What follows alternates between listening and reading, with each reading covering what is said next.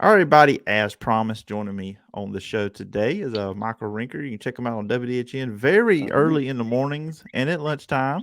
Oh yeah, But very you can early. check, yeah, you can check him out over there. And I think, yeah, this is the first time I've had you on the Wiregrass High School Football Report a few times, but this is Hmm. your first venture over into my personal podcast, the Phillip Jordan podcast. But I Yes, it appreciate, is. but formerly talking SEC, which it triggered one, I'm sure it triggered somebody on Twitter, but the SEC came off the name. Anyways, I appreciate you jumping on. Of course, always a joy to come on, have a good conversation with you, and we always talk about high school football. Now we get to talk about everything, so it should be a fun time. Oh yeah, always good time, always good time. And yeah, the high school football stuff in Wiregrass is interesting as you have found out the last 2 years. Hmm. Kind of you moved to news, but you still were doing the high school football stuff on Friday nights this past year. And just let's start there, and I told you off air, we've done this a little bit on the Wiregrass High School Football Report. We're going to jump into it a little bit more because I'm always interested in people's stories, how they got into this business. Hmm. What led you to broadcasting? Honestly, it was when I was a little kid, just waking up. I would crawl in between my parents before school, just throw on ESPN. And I was a smaller kid. I was at the bottom, the end of the line for the short kids. So I kind of knew sports may not be the avenue of where playing sports I would go. And I was just like, Yeah. if I could sit here and talk about sports for a living and be on TV doing it, that is the dream. So that has been the dream ever since. So was it always TV where your route you wanted to go? Yeah. Yeah. TV. I mean, I didn't know that TV, like radio and stuff like that, would intrigue me, but TV was always been the ultimate dream. So we're here. Uh, who are your heroes in that? Because I know you had to, especially Oh you said yeah, at a young age watching ESPN. So yeah. who were some people Then that it jumped out to was you?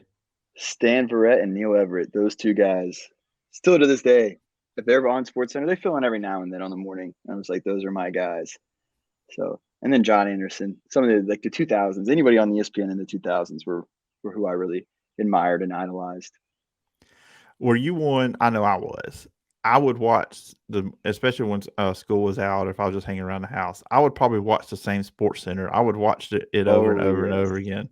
yes. And then my favorite thing was Sports Nation. I would come home probably maybe 30 minutes after I got home would be on, and then it was Michelle Beadle.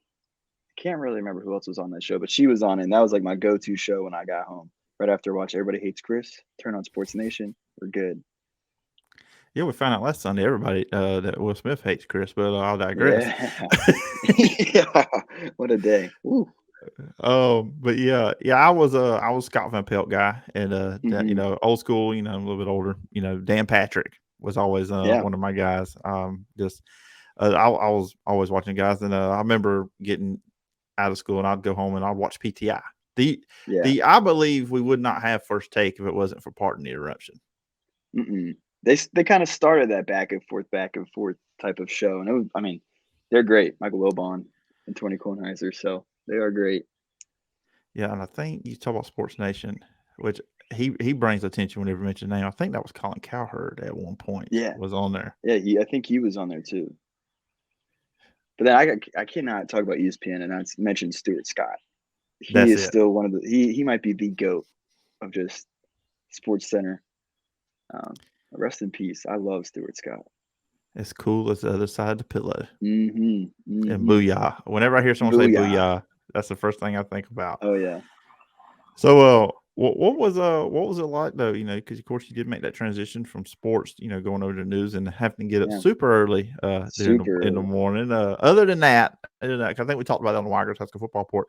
Mm-hmm. What's the big difference when you go from the sports world just to the general news world? I would say the big difference is for one, I don't get to work so much hands on with a lot of these high school teams.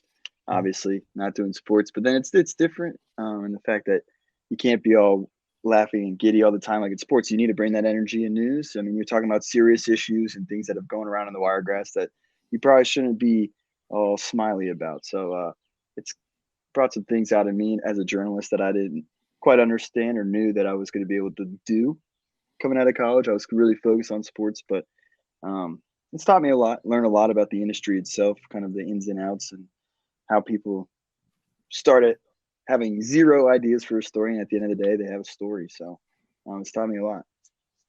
Yeah, I know as much as you can tell us. What's the like the prep time? Get up in the morning, like getting ready Hmm. for a newscast. What is that? What is that process? So I try to wake up at 1:45. The goal is to get to work at like 2:45 to 3. Now, as you could imagine on a Sunday night when it's a nice day like today, it's a little harder to go to bed at 6:30, which is my go-to bedtime. Um, so I may sleep in 5 or 10 minutes. But if I'm at work at 2:45, I get there. We actually over at WDHN, we put our shows together as the anchors do in the morning. So me and my Mhm. co-anchor Catrice Nolan, we'll put the show together. That usually takes a good chunk of the time between 2:45 to 5 a.m. And then gotta swallow my pride here. I have to wear makeup, so that takes about 10 minutes of my time in the morning trying to put on makeup, which is still every single day teaching me something new. Because as you can imagine, I'm not good at putting my makeup on. Um, and then get the show ready, and then next thing you know, from 5 to 7 in the morning, we're on live television. And then from 7 to 11, turn around and do it all again. And I know for me doing when we do the Friday night football games or anytime I've Hmm. done live radio, there's it's just something different when you're doing live versus if you record something. Yeah. I mean, is it that way for you? Like, is there like a rush, like especially when you hear your go, it's time to go live? Is there Yeah. like a really? It's almost like look, I couldn't play a lot of sports because of health reasons, so it's kind of like I get that adrenaline rush of what an athlete probably gets on a Hmm. kickoff or coming out of the tunnel. Is it that way for you? Or would y'all go live in the morning and at lunchtime too as well? Yeah. There's definitely that adrenaline rush. I can't compare it to back in my day when I used to wrestle. But when you're out there, especially comparing it to pre-recorded stuff, you have all the time in the world. You can make it perfect. Which, when you're live, you got one try. You got to ride with what you did and just move on and keep going. So it's very, very fun, and it could be nerve-wracking if things could snowball very quickly. But the key is to just lean on the others around you. Like, all right, we're good. We're good. The commercial's coming here soon. If we're having a bad block, we can just get to the commercial, reset, go again. And I think the viewers kind of they know what to expect. They're patient with us if we screw up. Hopefully, we try not to screw up, but mistakes happen. So it's fun going live and just letting it all fly. And sometimes perfection happens, other times not so much, but it's fun. Yeah, somebody told me when I first started doing radio, said if you're live and you do a mistake, don't draw attention to it. Just power Nope, through like you didn't do it, and then just nope. because if you don't act like something happened, more than likely a listener or viewer is probably not either. Yeah, exactly. I remember one time, it was actually last Christmas of 2020. You may have seen this. I posted it on my Facebook. I was doing a Santa tracker, and I was supposed to say Nigeria Falls, or I just did it again. I was supposed to say Niagara Falls, and I said Oh Nigeria yeah, I Falls. remember That seeing didn't even that. click. Yeah, I just ran right past it, and not until someone mentioned that I said that, I was like, I said that? I had no idea. So yeah, you kind of just take it as it comes and move on. That's it. That's it. But we kind of transition into the sports conversation here. And first, did you get any of the four teams in the Final Four? Right. I had Duke in Kansas, and I'll be good with that. I had Duke winning it all. Obviously, that ended last night, but yeah, I had Duke in Kansas. So I had my four was Duke playing Kentucky, and then mm, Arizona playing Kansas. ooh, My championship pick, though, I got wrong. I had Kentucky versus Arizona, and Arizona winning it all. ouch, that's a rough one. That's a rough one. I had Kentucky. I didn't have Kentucky going too far. But Auburn did me dirty. I had them in the Final Four, I think, or at least in the Elite Eight. Now if they get back, you make so many brackets. I don't know. My official one, I had Duke winning it all, so that's all I remember. Um, so it's been a I rough, had to. rough March Madness. I tend to do better on on brackets when West Virginia doesn't make the tournament. Obviously, they didn't do that this year, so I did about middle of the road, I would say, comparing to all the brackets I've filled in my time. A little spoiler alert for everybody. There will be some West Virginia hoops talk in a few Hmm. moments as well. Oh yeah. Well, I had two. I had what I called my real bracket. That was my Okay. unbiased real bracket. Then I had the biased bracket. The I called it the Auburn bracket. But going into it, I had a feeling. I thought they would get past where they did. I thought they would get to the Sweet 16 and bow out, but I Mm, wasn't. The way the Miami game went, I wasn't surprised no. because Jabari could be up and down, and they took Kessler out of the game. And, if Yeah. they neutralized the Auburn bigs, and when the guards were not great at times this year, so Oh yeah. that didn't surprise me. Then Miami made a heck of a run. I They mean, did. they lit the fire under Kansas.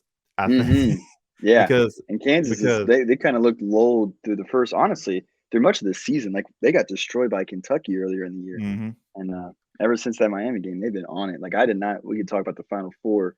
I didn't think they were going to put it on Villanova like that last night. Did not see that happening. I know it's like they continued what they did against Miami in the second half into that whole game against Villanova. They Hmm. come out, I think it was 10-2 early. Early, yeah, And I mean, and the way they were, just they're hitting the threes and the inside with McCormick. I mean, I think that was a big thing. I thought Villanova yeah. could hang with him but they couldn't, and then that opened everything up for three. And I talked about this a little bit in the open. You look at their bench. That's something I talked about last weekend on the show. That I like their bench at Kansas with Hmm. Lightfoot and Martin. They only had Yeah, 5 combined points, because Villanova only had 30 points on their bench, which that didn't help either. But yeah, that was the thing too with Kansas. It was all their starters that were really playing really well. And I mean, they're just the way they're playing right now. I mean, North Carolina. I mean, I think it's going to be one heck of a game with those two. But Kansas is playing at another level right now. yeah. At the perfect time of the year too. So obviously, as a Big 12 guy, I'll be rooting for Kansas tomorrow night. But we'll see. It should be a great game. It's going to be hard to root against either team, honestly. I'm sure most people will probably root for North Carolina. I don't know though. But then being the 8th seed, you would think the underdog, people will probably get behind that.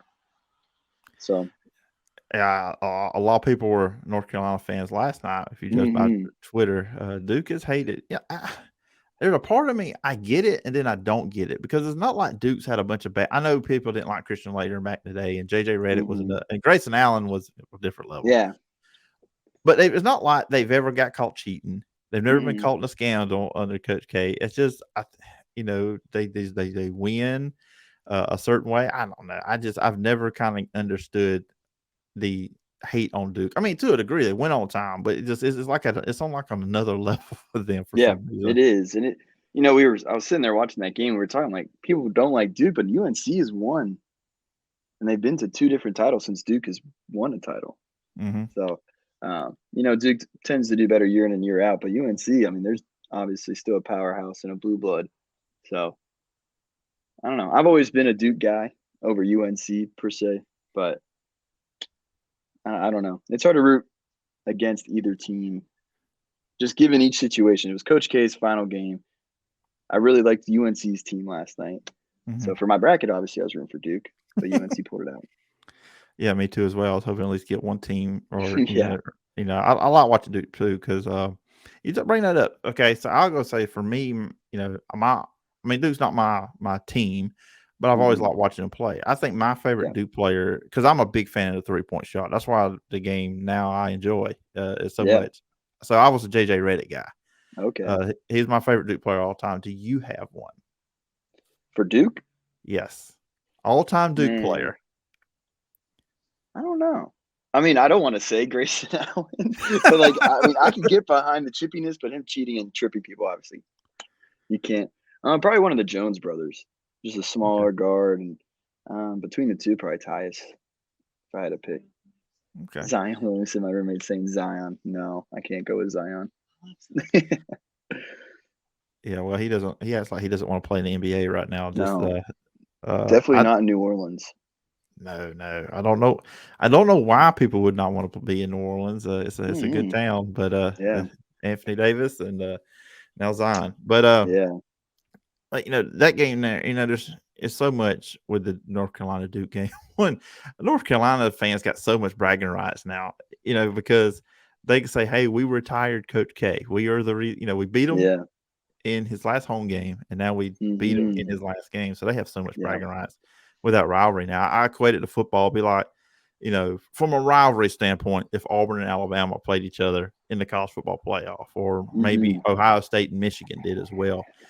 But that shot by Caleb Love to put them up 3. When I was watching it live, I was like, "The game's over." That was the dagger, because one Duke didn't have any timeouts. Just at that point, and I feel for Mark Williams missing those free throws. He had the weight of the world Oh on his yeah. shoulders. Not only are you trying to get to a national championship, win this game, but obviously the pressure of Coach K. I know that had to be weighing on those players to a degree.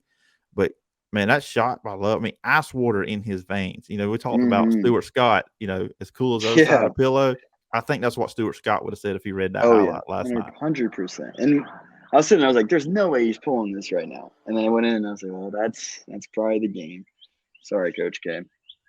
Yeah, so it's gonna be a big game. So I'm not going to give my pick until after we get our conversation. So, Fair enough.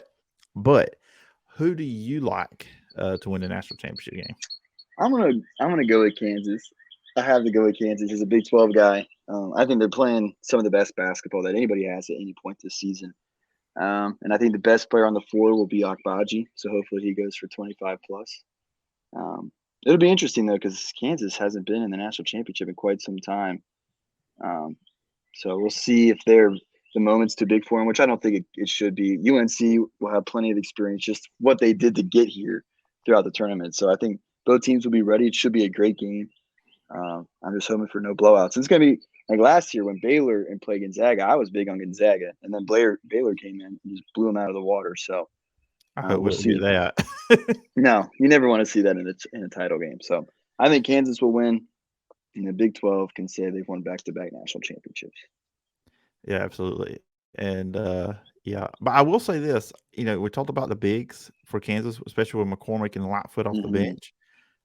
North Carolina's got two guys. And Manick has been Manick's awesome. been huge. He was good against Banchero late in that game last night because there was a couple times because you could tell the Duke players looked for him, like almost forced the ball in his hands. And there's a couple times he tried to get to the basket and Manick was right there on him. Yeah. So Manick, I think, has just been a huge get because he destroyed the Mountaineers in his time in OU. So I'm happy he went to UNC, and obviously it's paying dividends now. So had a big game last night. Obviously, it's just when a big man could shoot like that, and he's got the long hair and the beard, it's just what are you supposed to do? He's got a career in the pros. Yeah, I think he does. From doing that, he's a good defender, and he can hit those in the stretch four. He can hit those threes, so he's gonna have a career in front of him.